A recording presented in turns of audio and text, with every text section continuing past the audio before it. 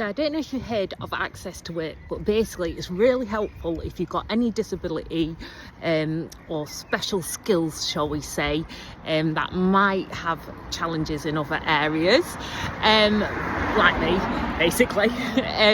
You can get support to work, basically. So at work, how many times do I need to say basically? I just realised, see, this is what my head does, I start to overthink myself.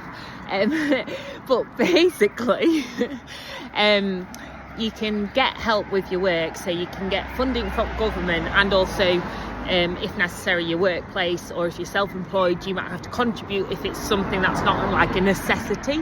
But if it's something that is a necessity to carry out your work as someone with a disability or different abilities, then you've got to apply online Access to Work. It's like a government thing. But anyway, I did that. It's really helped me, and it makes me give the facade that I know what I'm doing. But it is really helpful because it helps reduce your stress, and there's different technology they can get, support workers, all sorts of stuff, and I found it really useful. But anyway, you have to have a renewal, and so mine came up, so you have to have another, like, not assessment, it's not like a PIP assessment where you feel like you're selling your soul and your body and you hate it and it's horrid. It's quite quick and easy. It's nice because it's not more how can we catch you out, it's more how can we help you, like what would help you work, so that we can cater for you to be in work, so that we can help with whatever disability you've got to stay in work, and to thrive, and to kind of thrive and maybe even overly function beyond your neurotypical peers in some areas, because you've got that support for your challenges.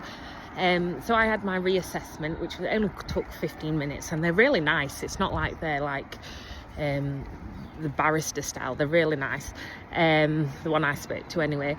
And so you did it on video and you're measuring your chair, but it was funny because she knows all my diagnoses. I've got a lot. I think I just like to collect them, to be honest. But she was like asking me how it impacts me, what help I would need. But then there was a part of it where they get to measure your workspace area, because I work from home mostly, or I'm out and about, and I was measuring it. And the thing is, one, she said, oh, did you bring a tape measure like we said? And I was like, no. But there is one in the cupboard because we've been moving house, and Danny said we needed a tape measure, so I bought 3 tape measures and then went in a rabbit hole of tape measures, kept losing them, so I kept buying them. So I know we've got an endless supply, because Danny doesn't go by my readings of like how big, but so I found one, and then nobody has ever asked if I actually know how to use one. Then I realised I don't actually really know how to use one. I've only ever used the tape measures properly in the Christmas cracker, because they're nice and easy, not these big metal ones. So I was there. Hi. Sorry about that, I just got distracted because I saw someone I recognised in a car, and then we got talking about Hello Kitty and Miffy, and apparently Miffy or Hello Kitty isn't actually a cat or a rabbit, so I need to find out which one it is. Anyway, as I was saying, I got out this tape measure and I didn't realise it's made out of metal, and then literally need the warning signs on tape measures, because I flung it out, you can't see, and I proper sliced my thumb open, and then I thought, well, this is a bit embarrassing because we want video call. So then I was trying to measure my desk. Then I always have about 3 drinks on my desk, because I like something cold to quench my thirst, something hot to give me a bit of a pick me up, and then I also need a big bottle of sparkling water to keep me hydrated. And because I was trying to measure my desk, and I was getting stressed because then I cut my finger, my thumb even, I then knocked over my drinks, and then I was like, oh no, this is so embarrassing, hopefully she didn't see that. So then my computer was swimming in drink, so I was like, oh no, now I'm gonna have to just tell her what's just happened. So I did, and I was like, well, this is dyspraxia live in action. But the thing is, people don't know my humour, so they didn't find it funny, because I know other people don't like to laugh at it because they're polite, but it did make me like giggle after I'd sorted out my thumb. But then basically, oh no, I've said basically again. Then after that, I realised I don't know centimetres because it wasn't clear on the ruler, because it didn't say 1 centimetre, 2 centimetre, 3 centimetre, and that's all I've known at school is 1 centimetre, 2 centimetre. It had all these different dashes on, so then I'm measuring things. She said, I think that's inches, and then she had to give me like gestures with her hands of how big she was saying, so it looked like I had a doll's house desk basically.